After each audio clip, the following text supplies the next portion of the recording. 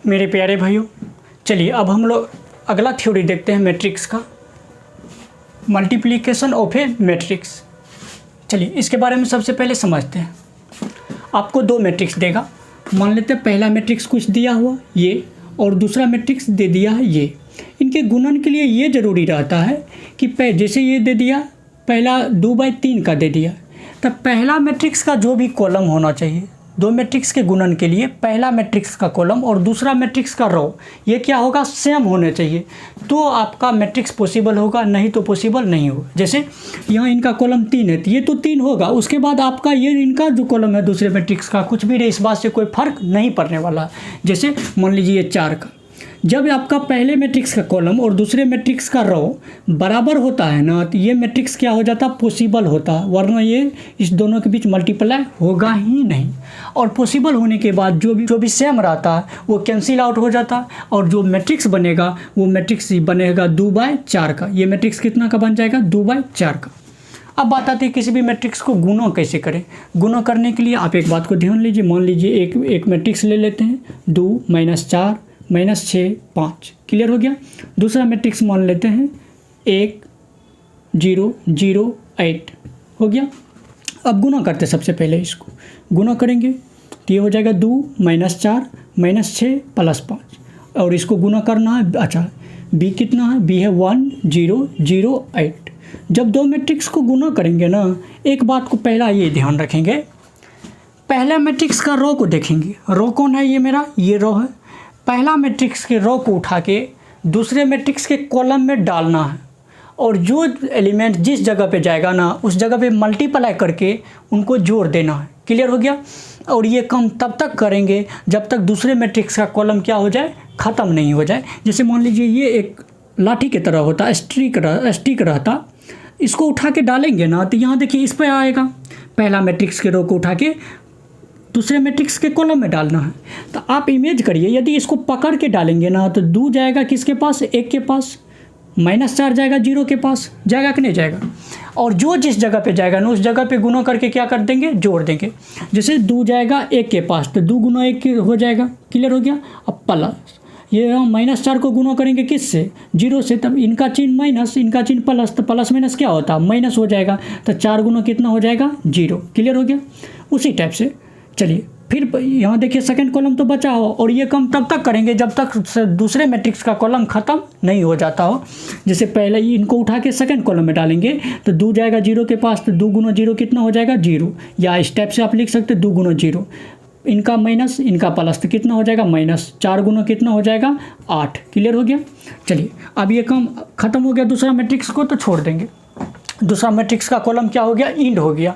अब यहाँ देखिए फिर पकड़ेंगे दूसरे पहले मैट्रिक्स के दूसरे रो को, और दूसरे रो को कहाँ डालेंगे, पहला कॉलम में, यही वाला काम करते हैं। 6 जाएगा 1 के पास तो ये हो जाएगा -6, 5 जाएगा 0 के पास तो 5 × 0 कितना हो जाएगा, 0। फिर यहाँ फर्स्ट रो को उठा के कहाँ, सेकंड रो को उठा के कहाँ डालेंगे, सेकंड कॉलम में, -6 जाएगा 0 के पास तो -6 × 0 0 हो जाएगा, और 5 जाएगा 8 के पास तो 8 × 5 कितना हो जाएगा, 40 हो जाएगा, क्लियर हो गया। और इसको अब क्लियर कर लीजिए, 2 × 1 कितना हो जाएगा, 2 में से कितना जाएगा, 4 × 0 0।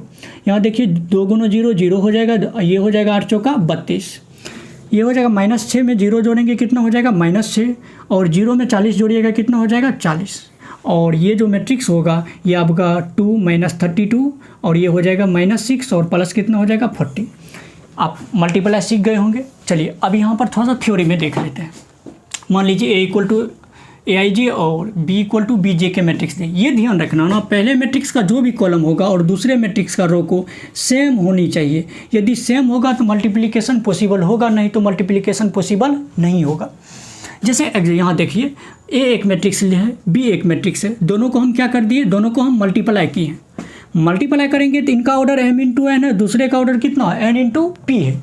तो ये दोनों का जो और नंबर, ये पहले मैट्रिक्स का रो कॉलम दूसरे मैट्रिक्स का रो बराबर होना चाहिए। बराबर होगा तो ये पॉसिबल हो जाएगा, तो ये क्या हो जाएगा आपका, ये दोनों इसका मल्टीप्लाई जो है ना आपका पॉसिबल हो जाएगा, पॉसिबल हो जाएगा। पॉसिबल होने के बाद जो ये जो सेम वाला है वो कैंसिल आउट हो जाता है। बाकी बात जो ये ऑर्डर बनेगा मल्टीप्लाई के बाद m × कितना बनेगा, p का बनेगा। जैसे एक मैट्रिक्स 2/3 का है, दूसरा मैट्रिक्स 3/5 का है। तो ये यहाँ देखिए पहले मैट्रिक्स का कॉलम दूसरे मैट्रिक्स का रो इक्वल है, तो ये मैट्रिक्स तो पॉसिबल हो जाएगा।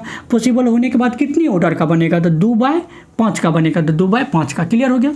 जैसे दूसरा एग्जाम्पल लिए हैं, एक मैट्रिक्स है 3x4 का, दूसरा मैट्रिक्स है 2x4 का। पहले मैट्रिक्स का कॉलम दूसरे मैट्रिक्स का रो को जो देखिएगा नहीं, ये बराबर नहीं है। जब बराबर नहीं होगा तो ये मैट्रिक्स पॉसिबल ही नहीं होगा, दोनों के बीच मल्टीप्लाई ही नहीं होगा। क्लियर हो गया। अब यहाँ एक एग्जांपल लिए हैं, इस एग्जांपल को फिर से समझ लेते हैं, आपको अच्छा से क्लियर हो जाएगा। जब दो मैट्रिक्स को मल्टीप्लाई करेंगे तब रो को उठा के कॉलम में दूसरे मैट्रिक्स के कॉलम में तब तक डालते रहेंगे जब तक टोटल का टोटल कॉलम इंड नहीं हो जाए। यहाँ देखिए, यहाँ पूरा का पूरा फर्स्ट रो को डालेंगे फर्स्ट कॉलम में, 2 जाएगा 1 के पास, तो ये हो जाएगा 2। 1 मिनट क्लियर कर देते हैं आप लोग को मल्टीप्लाई का। यहाँ देखिए 2 जाएगा 1 के पास, तो 2 गुना 1 हो जाएगा 2। -3 जाएगा +3 के पास, तो प्लस माइनस कितना हो जाएगा, -3 क्या कितना हो जाएगा 9। क्लियर हो गया। फिर फर्स्ट रो को सेकंड कॉलम में डालेंगे, 2 जाएगा 0 के पास, तो ये हो जाएगा 0, इनका माइनस इनका प्लस कितना हो जाएगा, माइनस हो जाएगा, 5 क्या कितना हो जाएगा 15। फिर फर्स्ट यहाँ देखिए कॉलम खत्म हो गया तो छोड़ देंगे। फिर फर्स्ट रो के सेकंड कॉलम को डालेंगे फर्स्ट कॉलम में, तो 4 का प्लस ये प्लस कितना हो जाएगा, प्लस 4 गुना 1 कितना हो जाएगा 4। 5 जाएगा 3 के पास, तो कितना हो जाएगा 5 या 15। क्लियर हो गया।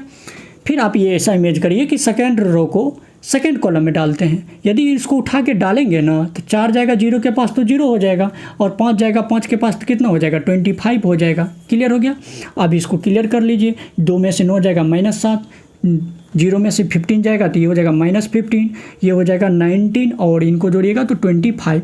और ये जो मैट्रिक्स बना 2/2 का, आप और गौर करिएगा, ये भी 2/2 का है, ये भी 2/2 का, इसलिए दोनों मैट्रिक्स क्या हो गया, पॉसिबल हो गया। और हर वक्त स्क्वायर मैट्रिक्स जो होता है ना, यदि दोनों स्क्वायर मैट्रिक्स दे तो हर वक्त वो पॉसिबल ही होता है, उसको चेक करने का कोई ज़रूरी नहीं होता। क्लियर हो गया।